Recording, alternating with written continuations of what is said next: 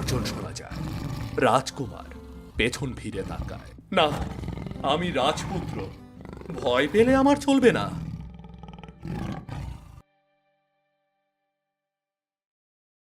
আরে, ওটা কি? কোনো মানুষ? কিন্তু এই জায়গায় একা একা তিনি কি করছেন? এসো বৎস, এসো। আমি জানতাম তুমি আসবে। কে কে কে আপনি? আর এই জঙ্গলের মাঝে কি করছেন? তুমি কি চোখ দিয়ে দেখতে পাচ্ছ না আমি কে? দেখে তো মনে হচ্ছে কোনো সাধু হয়তো তীর্থ করতে বেরিয়েছে। আমি পথের প্রহরী।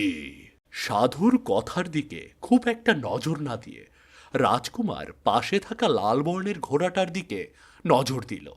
এমন ঘোড়া সে আর কোনো রাজার কাছে দেখেনি।